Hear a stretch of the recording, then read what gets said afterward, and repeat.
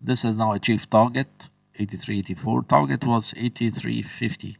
So I don't think so. It is dollar weakness more than strength of the majors, because we're seeing a much weaker dollar in risk aversion against the Swiss franc. Then we're seeing a rise in the euro dollar. So I've been following this since yesterday. Sorry, or at least since early Asia time.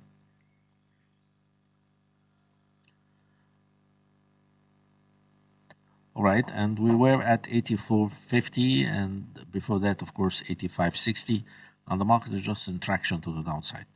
So we're really seeing weakness in the dollar than strength in the euro. Remember, we were saying yesterday that if the euro breaks higher, we're going to take a trigger out of the euro on shorting United States dollar against the Swiss franc. We were probably not correct, because this one overtook the euro dollar. United States dollar against the Swiss franc broke to the downside, much sharper, more volatility than the euro dollar. All right, let's take it first to analysis to understand what we're seeing. I believe this was Asia time, 84.60. This is today's actually. You can see this very strong negative traction. We could tell at that point that we were doing a 1 and a 2, we're going to be doing a 3, and that there was a shoulder level. This is, of course, a shoulder higher, and this is the second shoulder. It all relates to what we get to see on the 4 hours, that we get multiple shoulders. We're not labeling them all, but when you move from one support platform to the next, you just do a shoulder consolidation and break lower. We're here right now. Level 3 is, of course, 83.50. We're at the bottom of the market altogether. So you would have considered to sell the shoulder, but we couldn't really get it. This was what we were looking at yesterday, and we did recommend that we sell market, and that or close to the market as possible, that we are not going to get any higher bounces, right? And that we were already seeing a 1 and a 2 and break lower out of that level. So we have a 1 and a 2 here. That's internal 1, 2, internal 3, 4, internal 5, dot 1, dot 2, dot 3, dot 4. This market did dot 5. Expected 83. 83, 85. This is where we are. Can still go to 83.50 really, but at that point we are going to get a bounce.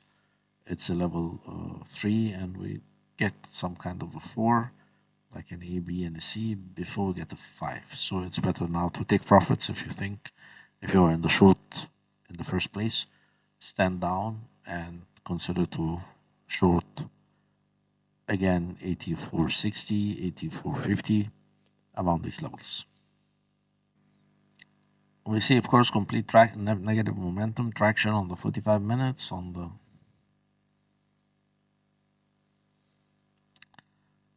1 hour.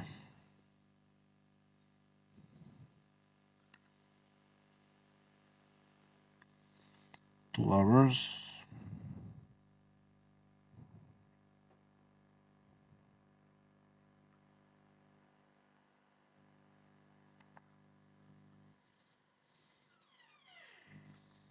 Four hours.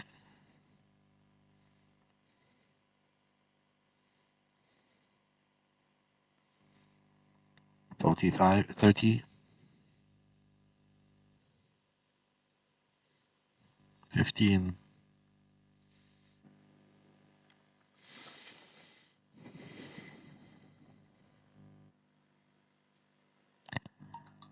All right, so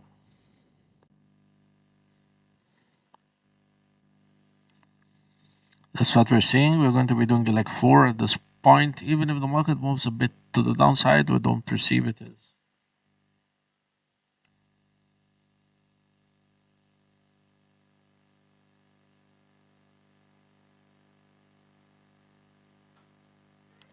If the market is going to be moving a bit to the downside, we don't perceive it as worthy of doing the entry. We'd want to sell a 4A, and 4A usually takes you to 38.2, level 1. So we want to monitor the 5 minutes, monitor the 3 minutes, measure the bounce. Once you have a bounce, you're going to see positive momentum on the 3 and 5 minutes. Probably monitor and extend, measure the extent of the bounce, Sell, of course, level 50%, 38.2. Over here as high as 85, 0.85, 0.8510. This is the next leg to take to the downside. It is, of course, the moving average and a level 4. This is the move that we can take back to 0.83. Can we get it this week? I don't think we're going to get any dollar positivity this week, as a matter of fact. All right, so let's move to oil. Oil is going to be the last issue we're going to be doing today. So if you have any questions or issues that you wish reviewed or revised, please notify the moderator so we could attempt to look at them before we call it an end to analysis tonight.